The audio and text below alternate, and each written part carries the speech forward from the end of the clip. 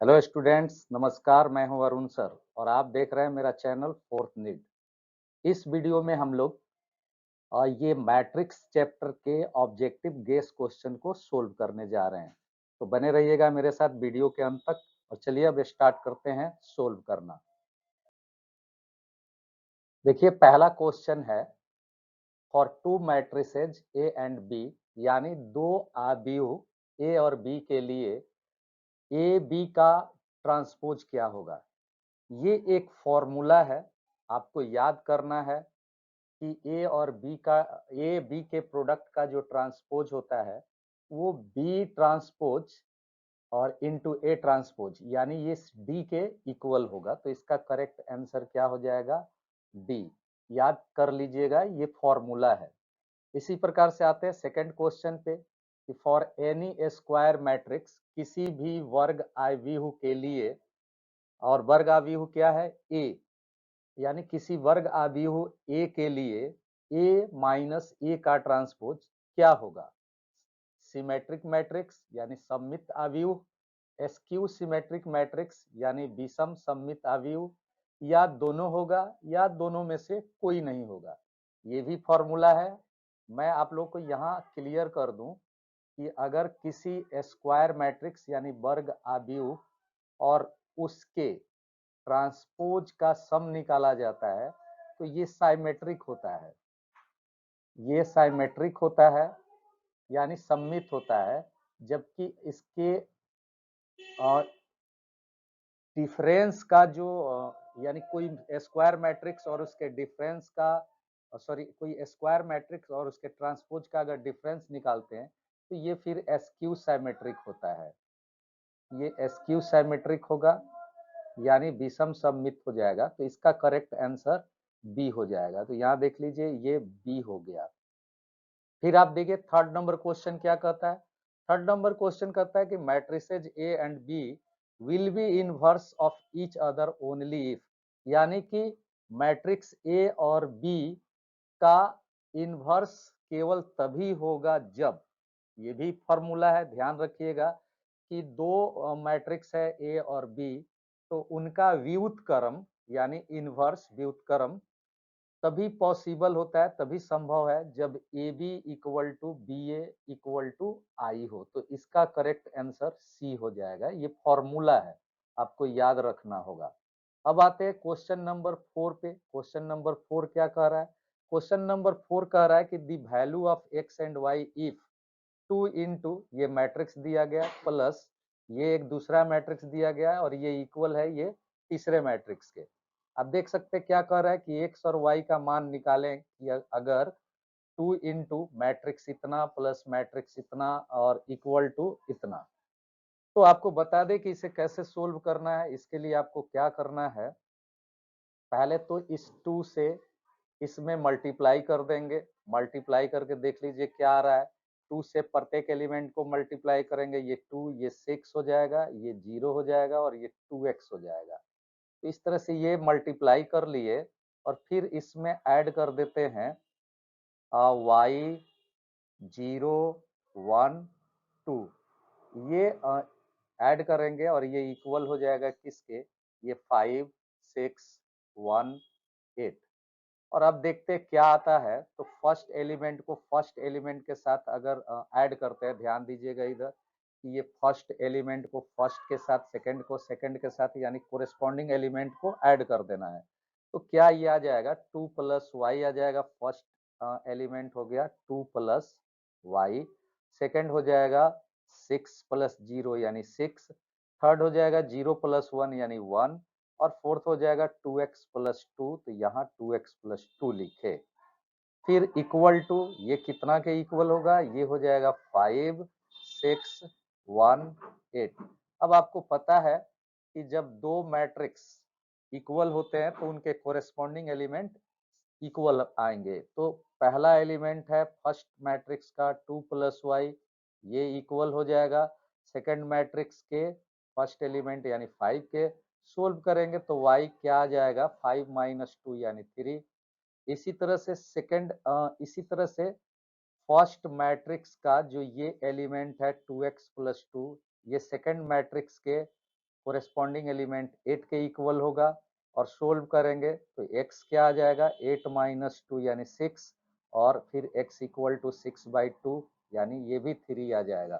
तो इस तरह से x और y का वैल्यू 3 3 आ गया। तो देखते हैं कहाँ पे है, ये है सी पे, तो करेक्ट आंसर सी हो गया। अब बढ़ते हैं नेक्स्ट क्वेश्चन की ओर, देखते हैं क्या कर।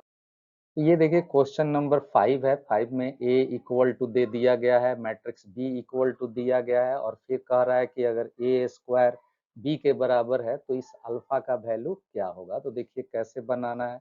हम क्या करते हैं, यहाँ पे पहले a स्क्वायर निकाल लेते हैं। a स्क्वायर निकालने के लिए यहाँ पे 2 बार a लिख देंगे, यानी अल्फा 0 1 1 और फिर यही चीज लिख देंगे अल्फा 0 1 1 और फिर मल्टीप्लाई करते हैं। तो मल्टीप्लाई का आप रूल जानते हैं। फर्स्ट मैट्रिक्स के फर्स्ट रो का मल्टीप्लिकेशन सेकंड मैट्रिक्स के फर्स्ट कॉलम के साथ करेंगे और कोरेस्पॉन्डिंग एलिमेंट का मल्टीप्लाई होगा, यानी फर्स्ट एलिमेंट का फर्स्ट एलिमेंट के साथ। तो अल्फा अल्फा में मल्टीप्लाई हुआ, अल्फा स्क्वायर हो जाएगा, फिर प्लस देंगे। इसी तरह से इस सेकंड एलिमेंट का फिर सेकंड एलिमेंट के साथ मल्टीप्लाई करेंगे तो ये 0 हो जाएगा। फिर इसी प्रकार से आते हैं, ये फर्स्ट एलिमेंट का सेकंड कॉलम के इसके सेकंड कॉलम के फर्स्ट एलिमेंट के साथ करेंगे मल्टीप्लाई, क्या आ जाएगा 0। इसी तरह से सेकंड एलिमेंट का सेकंड कॉलम के सेकंड एलिमेंट से मल्टीप्लाई करेंगे, ये भी आ जाएगा 0। फिर अब आते हैं सेकंड रो के फर्स्ट एलिमेंट का मल्टीप्लिकेशन इस फर्स्ट कॉलम के फर्स्ट एलिमेंट के साथ मल्टीप्लाई करेंगे, कितना आ जाएगा ये अल्फा, नीचे लिख देंगे। फिर इस सेकंड एलिमेंट का इस सेकंड एलिमेंट के साथ मल्टीप्लाई करेंगे, ये 1 में 1 से मल्टीप्लाई हुआ 1 हो जाएगा। फिर इसी प्रकार से आगे बढ़ेंगे और यहाँ देखिए फिर इस फर्स्ट एलिमेंट का सेकंड कॉलम के फर्स्ट एलिमेंट के साथ मल्टीप्लाई करेंगे, क्या आ जाएगा 0। फिर प्लस इसी तरह से यहाँ इसका मल्टीप्लिकेशन यानी सेकंड वाले का मल्टीप्लिकेशन इस सेकंड एलिमेंट के साथ करेंगे तो 1 में 1 से मल्टीप्लाई किए, कितना आ गया 1। अब ऐड करके देखेंगे क्या आ रहा है, ऐड कर देंगे तो ये आ जाएगा अल्फा स्क्वायर, ये 0 हो जाएगा, ये अल्फा प्लस 1 हो जाएगा और ये 1 आ जाएगा। इस तरह से ए स्क्वायर हम लोगों ने निकाल लिया। अब कह रहा है कि ए स्क्वायर बी के बराबर है, तो यानी कि अल्फा स्क्वायर 0 और ये अल्फा प्लस 1 और ये हो गया 1, ये इक्वल हो गया बी, बी का मतलब हो गया 1 0 5 1। तो इस तरह से कोरेस्पॉन्डिंग एलिमेंट को इक्वल करेंगे तो अल्फा स्क्वायर इक्वल टू 1 हो जाएगा और सोल्व करने पर ये alpha equal two plus minus 1 आ जाएगा। और सेकंड एलिमेंट आप देख सकते हैं अल्फा प्लस 1 वो किसके इक्वल होगा, वो 5 के इक्वल होगा। सोल्व करने पर ये हो जाएगा अल्फा इक्वल टू 4। अब यहाँ देखें तो ये जो दोनों वैल्यू आए, ये दोनों मैच नहीं कर रहे हैं, एक दूसरे का कंट्राडिक्शन कर रहे हैं, विरोध कर रहे हैं। इसका मतलब अल्फा का कोई रियल वैल्यू नहीं होगा, तो इसलिए करेक्ट आंसर डी हो जाएगा। अब क्वेश्चन नंबर 6 पे आते हैं। क्वेश्चन नंबर 6 क्या कह रहा है, क्वेश्चन नंबर 6 में ए दे दिया है एक स्क्वायर मैट्रिक्स सेकंड ऑर्डर वाला, बी भी दिया है एक स्क्वायर मैट्रिक्स सेकंड ऑर्डर का, और ए और बी निकालना है। तो यहाँ देखिए कि फर्स्ट जो मैट्रिक्स है मैट्रिक्स ए, इस मैट्रिक्स का कॉलम कॉलम की संख्या 2 है और सेकंड मैट्रिक्स जो बी है इसके रो की संख्या भी 2 है। तो अगर ये दोनों मैच कर जा रहे हैं तो इसका मतलब एक भी ए भी एग्जिस्ट करेगा। तो इसलिए ये भी आपको निकालना है, कैसे निकालना है वो आपको बता रहे हैं। आपको करना क्या है, यही इसी में कर मल्टीप्लाई करके आपको बता देते हैं कि ये देख लीजिए फर्स्ट रो के फर्स्ट एलिमेंट का मल्टीप्लिकेशन होगा फर्स्ट कॉलम के फर्स्ट एलिमेंट के साथ, तो 1 से 0 में मल्टीप्लाई हो जाएगा, ये हो जाएगा 0। इसी तरह से फर्स्ट रो के सेकंड एलिमेंट का सेकंड मैट्रिक्स के फर्स्ट कॉलम के फर्स्ट सेकंड एलिमेंट के साथ होगा, तो 1 में 1 से मल्टीप्लाई करने पर 1 आएगा, तो यहाँ ऐड कर देंगे। फिर फर्स्ट रो का ही यहाँ ध्यान देंगे, इस फर्स्ट रो का ही फिर इस सेकंड कॉलम के एलिमेंट से मल्टीप्लाई होगा, तो 1 से 1 में मल्टीप्लाई करेंगे, 1 आ जाएगा, यहाँ लिख देंगे। और फिर ये 1 से 0 में मल्टीप्लाई करेंगे, 0 आ जाएगा। तो यहाँ देखते हैं क्या आ रहा है, ये लिख देंगे 1 से 1 में मल्टीप्लाई हुआ 1 और 1 से 0 में मल्टीप्लाई हुआ 0। फिर अब आते हैं, यहाँ देखिए सेकेंड रो के फर्स्ट एलिमेंट का इस फर्स्ट कॉलम के फर्स्ट एलिमेंट के साथ मल्टीप्लाई होगा, ये हो जाएगा 0। और फिर सेकंड एलिमेंट का इस सेकंड एलिमेंट के साथ मल्टीप्लाई होगा, तो ये हो जाएगा +1। फिर इसी प्रकार से फर्स्ट सेकंड रो के फर्स्ट एलिमेंट का यहाँ सेकंड कॉलम के फर्स्ट एलिमेंट के साथ मल्टीप्लाई होगा, तो ये क्या आ जाएगा, ये हो जाएगा 0 और प्लस। फिर इसी तरह से ये 1 का मल्टीप्लाई इस 1 का मल्टीप्लाई इस 0 के साथ होगा, तो ये 0 हो जाएगा, तो यहाँ पे 0 लिख दिए। अब देखते हैं क्या निकल कर आता है रिजल्ट। तो रिजल्ट आ गया 1 1 1 0। अब देखते हैं ये कहाँ मिलेगा, तो आप देख लीजिए ये मिल रहा है बी पर, तो बी इसका करेक्ट आंसर हो गया। ठीक है, तो अगला क्वेश्चन क्या है वो देख लीजिए। क्वेश्चन है इफ ए, यानी कि अगर ए इक्वल टू इतना है, तो ए स्क्वायर इनमें से क्या होगा। चलिए बनाकर देखते क्या आ रहा है रिजल्ट। आपको बता दे कि ए स्क्वायर अगर निकालना है, तो पहले तो हम यहाँ पे ध्यान देंगे, ए स्क्वायर का मतलब हो गया कि ए इंटू ए। तो इस तरह से हम यहाँ लिख लेते हैं, एक बार ए 1 1 1, फिर 1 1 1 लिख दिए, फिर 1 1 1 लिख दिए, और इनटू यहाँ देखिए फिर 1 1 1 लिख दिए, फिर 1 1 1 लिख दिए। और अब क्या आएगा, तो आपको बता दे कि अगर आप मल्टीप्लाई कर रहे हैं, ये हटा देते हैं, तो आपको यहाँ पे मल्टीप्लिकेशन का रूल पता होना चाहिए। जैसे आप देख ले, ये जो मैट्रिक्स है वो 3x3 मैट्रिक्स है, यानी इसमें 3 कॉलम और 3 रो है। तो जब मल्टीप्लाई करते हैं, तो फर्स्ट मैट्रिक्स के रो से सेकंड मैट्रिक्स के कॉलम को मल्टीप्लाई करते हैं, और इस तरह से करते हैं। अब देख लीजिए यहाँ पे, जैसे ये फर्स्ट रो बना दे रहे हैं, ये हो गया रो 1, और यहाँ बना दिए सेकंड मैट्रिक्स का कॉलम फर्स्ट। तो इसमें 3 एलिमेंट है, पहला एलिमेंट 1 है, दूसरा एलिमेंट भी 1 है, तीसरा एलिमेंट भी 1 है। और यहाँ कॉलम का भी पहला एलिमेंट 1 है, दूसरा एलिमेंट 1 है, तीसरा एलिमेंट भी 1 है।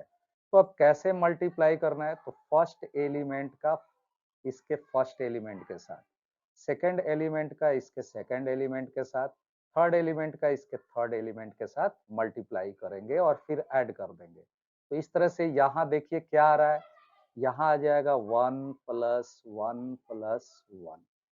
इसी प्रकार से अब क्या करना है, फिर फर्स्ट मैट्रिक्स के फर्स्ट रो के ही कोरेस्पॉन्डिंग एलिमेंट को सेकंड मैट्रिक्स के सेकंड कॉलम के कोरेस्पॉन्डिंग एलिमेंट के साथ मल्टीप्लाई कर देना है।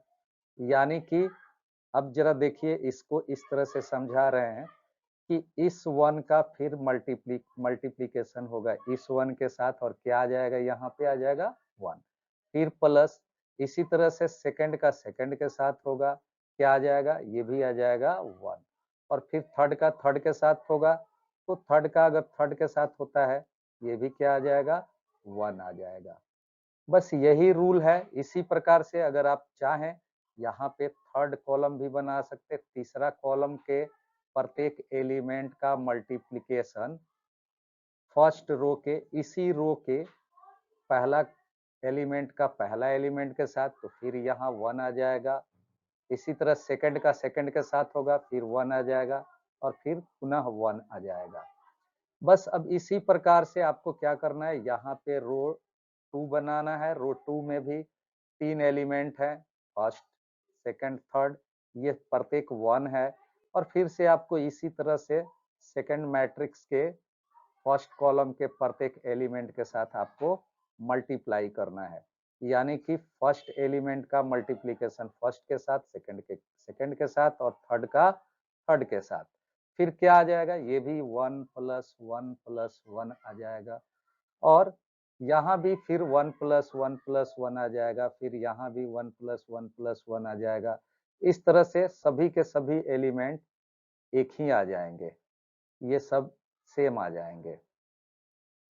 तो यहाँ पे 1 + 1 + 1 अगर ऐसे लिख देते हैं तो फिर रिजल्ट क्या निकल कर आ रहा है, रिजल्ट आ जाएगा 3 3 3 3 3 3 3 और फिर 3 3 3। अब क्या करेंगे, प्रत्येक रो और कॉलम में देख रहे हैं 3 है, 3 कॉमन ले लेंगे, यहाँ 3 कॉमन ले लेंगे। यहाँ बच गया 1 1 1 1 1 1। यहाँ भी क्या बच जाएगा 1 1 1। तो मतलब कि ये 3 और 1 1 1 का मतलब हुआ ए। तो देखते कहाँ पे अब ये ऑप्शन है, ये ऑप्शन है सी पर, तो सी करेक्ट आंसर हो जाएगा। ठीक है, अब बढ़ते हैं नेक्स्ट क्वेश्चन, क्वेश्चन नंबर 8 पर आते हैं। एक मैट्रिक्स यानी आबीहू ए दिया हुआ है, अगर ये इस पैटर्न में लिखा गया है, ए आई जे इसका एलिमेंट है और इसका ऑर्डर m/n है, तो ये स्क्यू साइमेट्रिक कब होगा, ध्यान दीजिएगा, ये फॉर्मूला है। इसके लिए स्क्यू साइमेट्रिक ये तब होगा जब इसका आई जे जे आई हो जाए, यानी कि ये इस तरह से हो जाए, ये ध्यान रखिएगा, ये हो जाए ए और ये पलट जाए, जे आई हो जाए और ये निगेटिव आ जाए। तो इस तरह से हमारा जो करेक्ट आंसर होगा वो हो जाएगा सी। ठीक है, पर अगर ये निगेटिव नहीं होता, सीधे ए आई जे इक्वल टू ए जे आई होता, तो फिर ये साइमेट्रिक हो जाता, तब ये साइमेट्रिक यानी सममित हो जाता। ये क्या हो जाता, सममित। और अगर निगेटिव हो गया, ये निगेटिव हो गया, तो फिर ये स्क्यू साइमेट्रिक यानी विषम सममित हो जाएगा, ये वाला। ठीक है, तो इसका करेक्ट आंसर हो जाएगा सी। तो चलिए आगे बढ़ते हैं हम नेक्स्ट पे। तो यहाँ देखिए क्वेश्चन नंबर 9 क्या कह रहा है। क्वेश्चन नंबर 9 कह रहा है कि अगर इतना इक्वल टू इतना है, यहाँ देख लीजिए ये मैट्रिक्स इतना इक्वल टू इतना है, तो x का वैल्यू क्या होगा। तो चलिए बनाकर देखते क्या आ रहा है। तो यहाँ देख लीजिए कि 2x माइनस वाई किसके इक्वल हो जाएगा, 6 के, और ये y किसके इक्वल हो जाएगा, -2 के। तो हम क्या करेंगे, इस 2x माइनस और y की जगह -2 पुट करेंगे इक्वल टू 6, फिर सोल्व करेंगे तो ये 2x + 2 इक्वल टू 6 होगा। इस x का वैल्यू निकालेंगे तो ये 4/2 यानी 2 आ जाएगा। तो इस तरह से करेक्ट आंसर डी हो गया। और इसी तरह से क्वेश्चन नंबर 10 क्या कह रहा है, 10 कह रहा है 2a + 3 भी निकालिए। तो मतलब इसको 2 से मल्टीप्लाई कर दीजिए तो 6 हो गया। इसको आप 2 से मल्टीप्लाई करेंगे 12 हो जाएगा। इसको आप 2 से मल्टीप्लाई करेंगे तो ये 10 हो जाएगा। इसको आप 2 से मल्टीप्लाई करेंगे तो -8 हो गया। और इसको ऐड करना है 3b के साथ, तो मतलब b के प्रत्येक एलिमेंट को 3 से मल्टीप्लाई करना है, तो इसको 3 से मल्टीप्लाई कर दीजिए, ये हो गया 21। 8 को 3 से मल्टीप्लाई कीजिएगा, ये 24 हो जाएगा। इसी तरह से नीचे 5 को 3 से मल्टीप्लाई किए 15 और ये 18 हो गया। अब अगर ऐड करते हैं तो फर्स्ट के साथ फर्स्ट को ऐड करेंगे, तो 6 को 21 के साथ ऐड करेंगे 27, 12 को ऐड करेंगे 24 के साथ तो ये 36 आ जाएगा। 10 को अगर आप ऐड करते हैं 15 के साथ तो ये 25 आ जाएगा, और -8 को ऐड करेंगे 18 के साथ तो ये आ जाएगा 10। तो ये देखते हैं कहाँ मिल रहा है, ये मिल रहा है बी पर, तो बी हमारा करेक्ट आंसर हो जाएगा। अब बढ़ते हैं नेक्स्ट क्वेश्चन की ओर। नेक्स्ट क्वेश्चन क्या कह रहा है, 11 नंबर क्वेश्चन में a इक्वल टू इतना दिया है, तो a और a के ट्रांसपोज अगर I2 के बराबर है तो अल्फा का वैल्यू क्या होगा।